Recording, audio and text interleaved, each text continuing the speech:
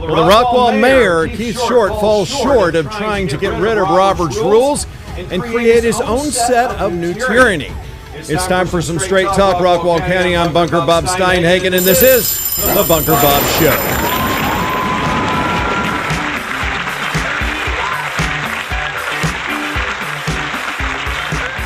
Yes, good afternoon and welcome back to the Bunker Bob Show. It is great to have you with me today. Last week at the City Council meeting of McLendon-Chisholm, the mayor of McLendon-Chisholm, Keith Short, attempted to basically get rid of the rules that were established when I was on City Council. In fact, my first meeting while on City Council, one of the first things that I did, and let me just, I think that I've got too many, sorry about that. All right, I think the sound should be better now.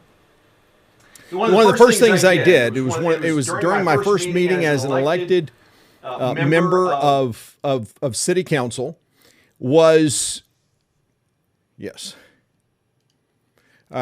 to bring in Robert's Rules of Order. This is something that the city had never done. The city had past mayors, Gary Moody to be specific, who violated citizens' rights and tried to basically usurp the rights of citizens, especially in citizen comments. And that, to me, is an important aspect of the law, of the right of citizens to be able to speak. And Robert's Rules of Order is one of those things that enables an elected body, or any body for that matter, that has governing authority, to act deliberately and with a set of processes. Well, Robert's Rules of Order ensures that the voice of the minority is never quashed, is never put aside. The great thing about being an American, and great thing about the Constitution of the United States, is that all voices have a right to be heard. Even the stupid voices that we think are stupid, even the offensive voices that we feel are offensive, all voices should be heard. Now, the right of free speech is being put asunder today, and it should never be put asunder by government. In fact, it was Ben Franklin who said, "Whoever would overthrow the liberty of a nation must begin by subduing the freeness of speech." And I think there is something to that, because ultimately, if you want to gain control without any authority, without any accountability, you have to stop people from expressing their points of view.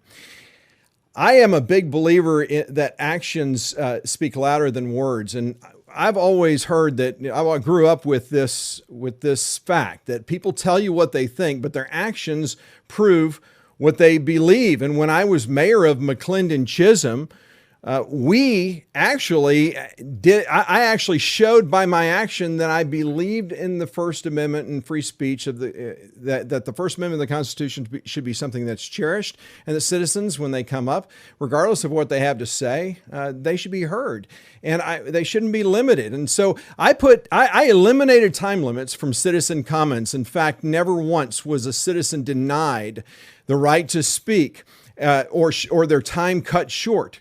We had some people speak for 15, 20 minutes at times, because I believe in the right of free speech. No limit on what a citizen could say, which should be obvious for most people. There's no limit on how a citizen could express themselves.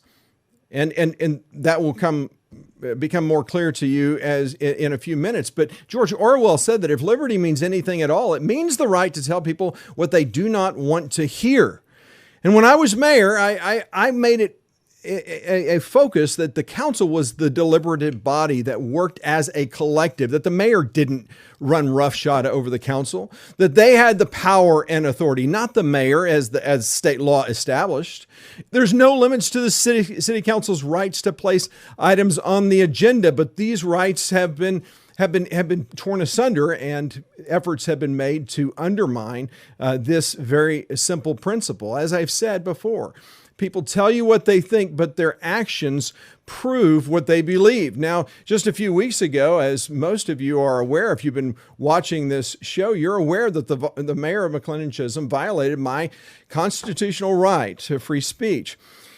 When I went to speak at a city council meeting for the first time since leaving office over a year ago, I wanted to understand first, which is my right, first of all, is the council under Robert's Rules of Order? And if so, then they're required to follow parliamentary procedure, which means that I have a right to ask make a parliamentary inquiry to basically understand, okay, what are the rules? Now, when I was mayor, you got to understand, I put the rules of decorum, I had them printed out and I had them available on a table. As people walked in, the first thing you saw was a table. It had the rules of decorum, because we had people who basically didn't give a darn about anything, and they did their best to disrupt meetings. So basically put the rules of decorum up. And that's what I wanted to know from Keith Short, from the mayor. What's changed? This is what happened when I tried to do that. This was just a few weeks ago. Robert Steinhagen, 304 Pheasant Hill Drive. Before I begin my comments, I have a point of information. What do you need, sir? How are these meetings still governed by Robert's Rules of Order? Okay. I have a point of parliamentary inquiry following that. Well, I'm not going to get into any discussions with you tonight. Okay. Anything you have to say during citizens' comments, you can say them. Any questions you have, you can refer them to city staff, and we'll get back with you with your answers. I'm not going to engage in a conversation. Do you have a parliamentarian? Did you hear what I said, sir? Mr. Mayor, you have just stated that you are governed by Robert's Rules of Order. And under Robert's Rules of Order, when someone makes a point of parliamentary inquiry, that is in order, and you may answer. In fact, you are required to answer. Well, my point of parliamentary procedure concerns a rule of decorum. In accordance with Robert's Rules of Order, rules of decorum shall be established by a governing body, as all governing bodies work differently. For instance, the United States Congress, which uses Robert's Rules of Order, works differently than the state legislature in the state of Texas. Under Robert's Rules of Order, these rules can be made available through the city website. As mayor, I was the first to establish rules of decorum, which were made available. I often read those rules of decorum to avoid confusion and help provide clarity to all in attendance. Seeing as there are no copies available, the rules of decorum, and you've stated that the rules of decorum are still in place, my point of parliamentary inquiry is to know exactly how the rules of decorum have changed since I've left office. As you stated, I can answer, and my answer to you was you can refer your question to city staff, and we'll get back. So you have affirmed that the rules of decorum that I established remain in place and unchanged. Thank you. Yeah, so essentially, if the chair refuses to answer a point of parliamentary inquiry, an individual, a member, can basically establish their own. They can basically establish, okay, well, I'm basically moving forward bound by my understanding of the rules, and the chair has no right to violate those. However, of course, the mayor did violate that and cut me off. And it's funny, the mayor likes to say he believes in free speech, but as you saw, and if you saw the tape from a few weeks ago, just a few shows back, you can see for yourself the mayor doesn't believe in free speech. When someone tells you, "Oh, I believe in free speech," get ready. They're about to tell you why they don't believe in free speech. Well, he violated Texas state law. The law is that if you have Robert's rules in place, you have to follow them. You have to adhere to them. You have to follow them to the spirit of the rules. And the spirit of the rules is to ensure that everyone is heard. the tyrant Keith Short ensured that my rights were violated. He didn't care what I had to say. He didn't want to hear anything from me. And so that's why he didn't think that he had to answer questions, because according to, obviously, and I'm basing this on his actions, he thinks he is more important, or his opinions are more important than everyone else. And so what happened after that is he basically threw a little temper tantrum. It's what my 4-year-old daughter used to call a temper tantrum. And he basically got mad and insisted that this can never happen again. And so what the mayor did was he put something on the agenda for that next meeting, and that something was to get rid of Robert's Rules of Order. Now, this is the rules that we had passed in 2016, and this resolution that he's proposing basically says that we are going to repeal Robert's Rules of Order, get rid of it completely. And that way he can establish, basically, he's kind of pouting and saying, what if the rules don't serve me, then I'm just going to get rid of the rules. It reminds me of what my daughter, when she threw a temper tantrum after a game we were playing. She got mad, and she threw a temper tantrum, and she said, well, I don't like the rules. I want to change the rules. Here's how I want to change the rules. And the children do that. Children do it because they don't understand the value of rules. But that's also what Keith Short attempted to do, change the rules completely. He didn't like the rules, so he was going to change them. So on the agenda, you didn't just see on 6.3, the effort to repeal Robert's Rules of Order, to basically get rid of repealing these resolutions, but also under 6.4, you see a discussion and action regarding a resolution adopting a council rules of procedure requested by who else?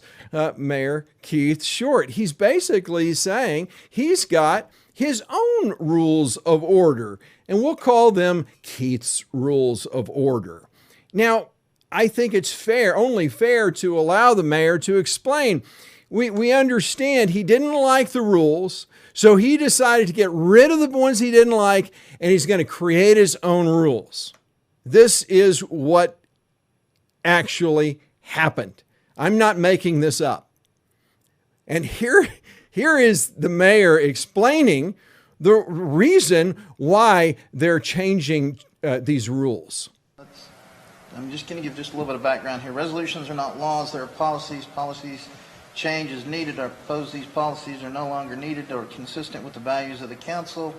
Robert's Rules of Order is complex, and a new rule of procedure is proposed in item 614, which includes a simplified parliamentary procedure and expectations for city council members and staff as related to conducting city business.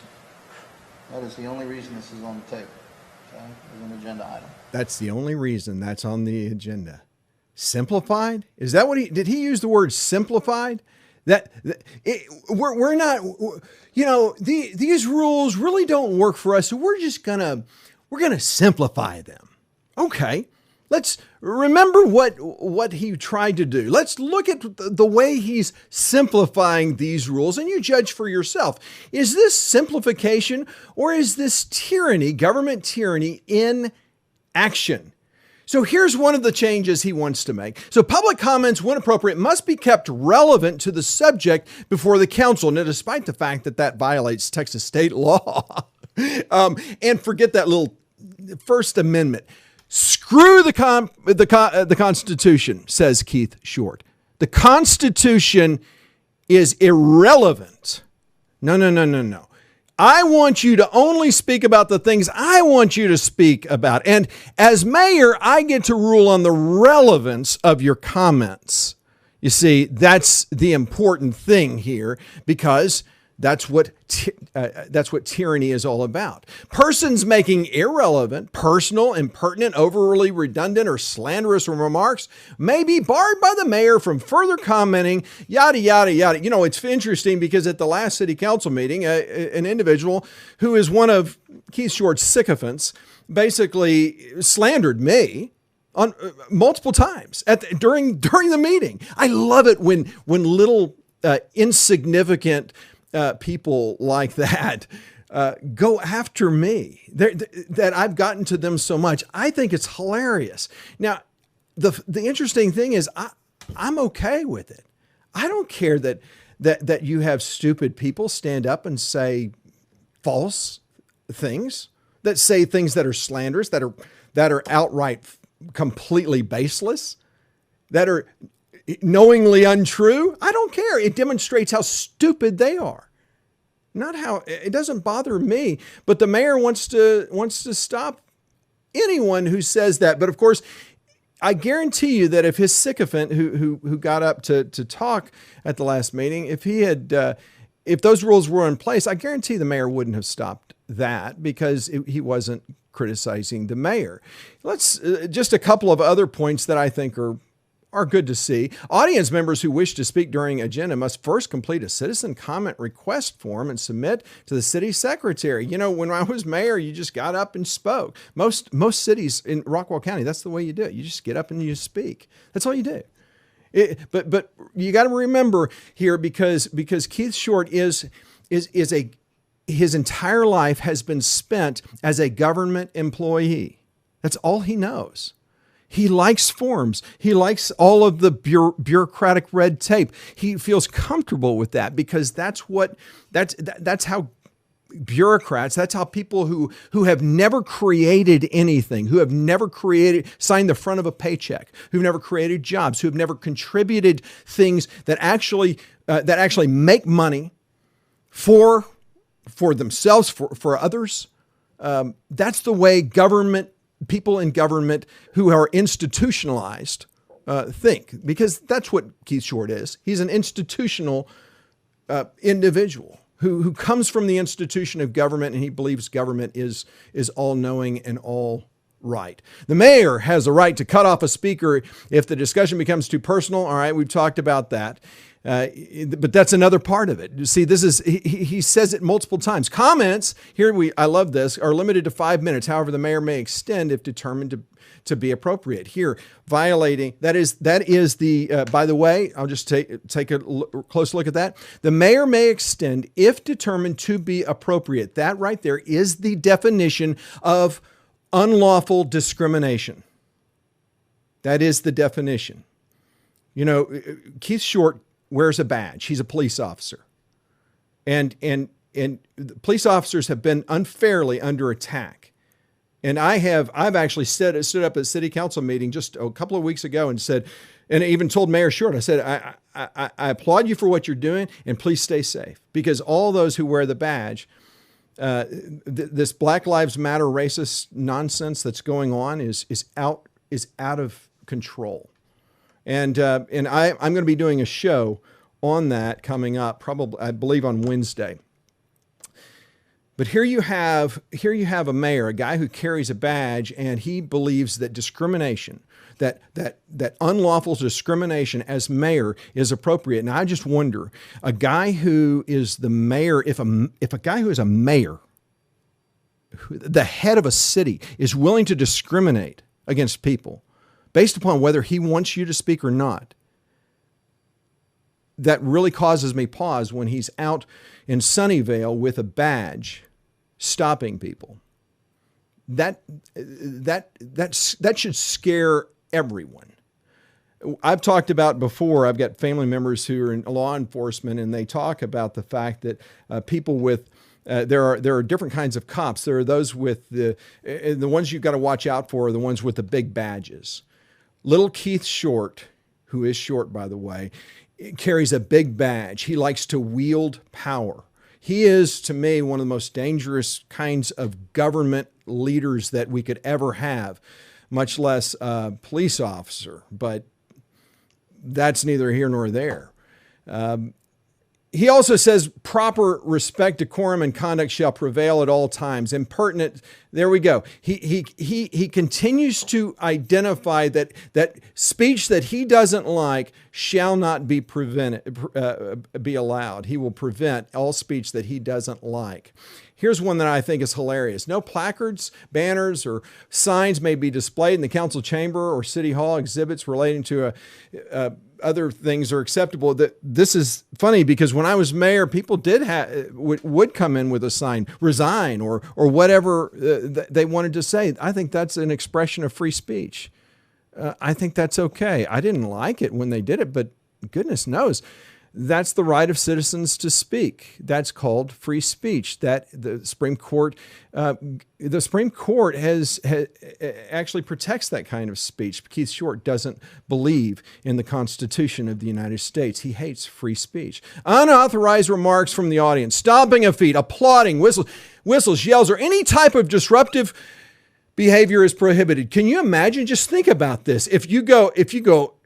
If anyone goes, oh, if you groan, that's disruptive, but he can have you thrown out. Don't believe me? He threw me out by violating my rights. He violated Robert's Rules of Order, but threw me out by violating Robert's Rules of Order. You don't think this tyrant, this despot wants to have absolute control over government? Think again, folks. But you elected him. We deserve the government that we elect. You elected him. The mayor shall preserve order and decorum, and if necessary, cause to be silenced or removed from the city council any person speaking out of order or disrupting the order of a meeting. How do you define disrupting the order of a meeting? That is an incredibly subjective measure. Incredibly subjective.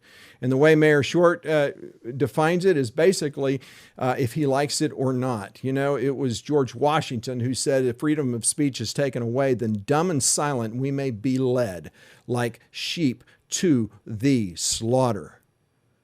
That's the father of our country, the first president of the United States of America. I think that deserves some respect. Here's one more thing I'm just going to show you, again, violating the state law. He wanted to say that discussion and debate can continue as long as members wish to discuss it or until the mayor decides that it is time to move on and call a vote on the motion. That obviously violates Robert's Rules of Order, but it basically takes away the right of members of city council, elected men and women, who are representing the citizens of McLendon-Chisholm.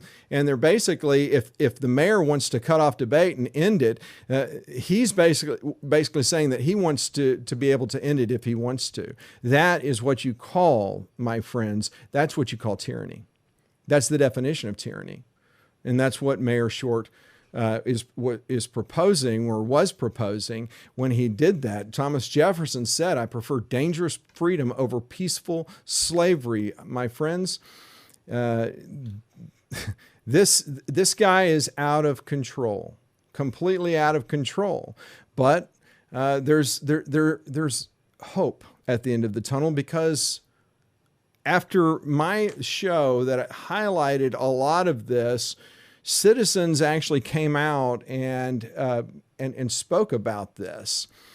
This is a compendium. I put together some of the comments that were made by citizens about this issue specifically.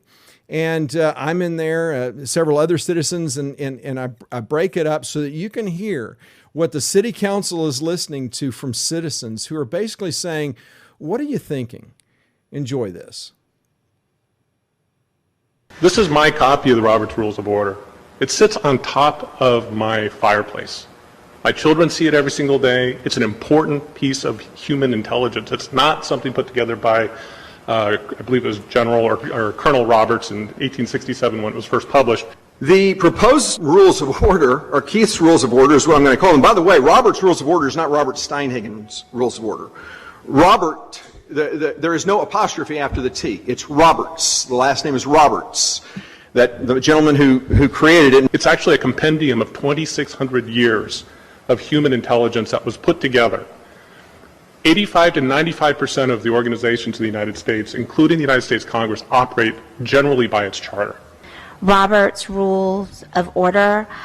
I, too, am a fan of that. It is the most widely used resource. Quickly say that there's some documents that just cannot be cast aside. You know, I don't really want to get into the proposed revamp of the ideas, but I want to let you know what you're casting aside if you vote in favor of removing it. First off, the origins of the book go back all the way to the Greeks, 600 BC. It was referenced, the same standard rules of parliamentary inquiry. It survived all the way through the Greeks, the Peloponnesian Wars, all the way through the Caesars. It was grandfathered into the English through the Saxons. It wound up in English common law and established many of the rules which we enjoy to this very day. It was later grandfathered in. Thomas Jefferson used to refer to the parliamentary branch of the law. And in fact, he wrote the very first manual. It's called the Manual of Parliamentary Practice in 1801. It was established and is still used to this day to manage the United States Congress. And there's also versions of it are used at the various states. The problem is that up until the time that Mr. Roberts went ahead and codified all of these rules into a parliamentary procedure, it wasn't available to the common person in the street to be able to use it for their own organizations. So when it was published, the first edition in 1867, it is currently in its 11th edition. Again, this I keep next to my, I'm kind of a nerd. I keep it next to my Bible, I keep it next to Tolkien, and it's sitting on top of my fireplace. It's a really important book. You don't have to be slave to Robert's Rules. Anyone who says that you do is either ill-informed, misinformed, or lying to you. You're delivering American democracy to your very own constituents. Robert's Rules of Order ensures that the voice of the minority is always heard. Because this is what makes sure that the people's voice is heard, and you are supposed to represent that voice. To ensure meetings are fair, consistent, that everybody can hear and that everybody is heard. I'm not saying that the intention is malicious to get rid of it. Some people just simply don't understand it. But it doesn't take that long to open the book up or to go onto a YouTube channel and to learn its basic tenets within an hour. I expect there are good reasons for all this, but it would be helpful to understand the reasoning in replacing existing rules for meetings and governance with new ones. I strongly urge you to not cast aside 2,400 years of experience, human experience that has been handed down from our forebears. I do think Robert's Rules of Order is an exceptional tool that when utilized appropriately is a great tool for city councils, for any board to leverage. Before you throw the baby out with the bathwater, ask some hard questions, and I would beg of you to reconsider that. A colleague of mine, when I was mentioning this issue on the phone today, he says repealing Robert's Rules is like saying it's too late for honesty, it's too late for integrity, it's too late for local democracy. Which is exactly true, which is exactly the case. This is what the Mayor Short, and if you watched him, I mean, it was clear that he wasn't enjoying listening to people disagree with him because, again, a tyrant can hear one voice, and that's his own. So I have talked about how this council has been basically a rubber stamp of the mayor for some time. You have Slick Willie Dahl, you have Nathan Hodges. These two guys, they just do whatever the mayor tells them to do. They have no ability to disagree with the mayor, except maybe even they were listening to the things that citizens had to say. Here is the vote, and you can see for yourself what they thought. I'll entertain a motion.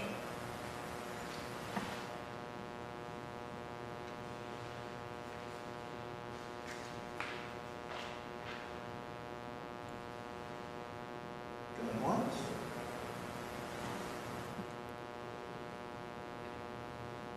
Twice. All right. I guess that one's dead. There's no reason to move on to 6.4 then.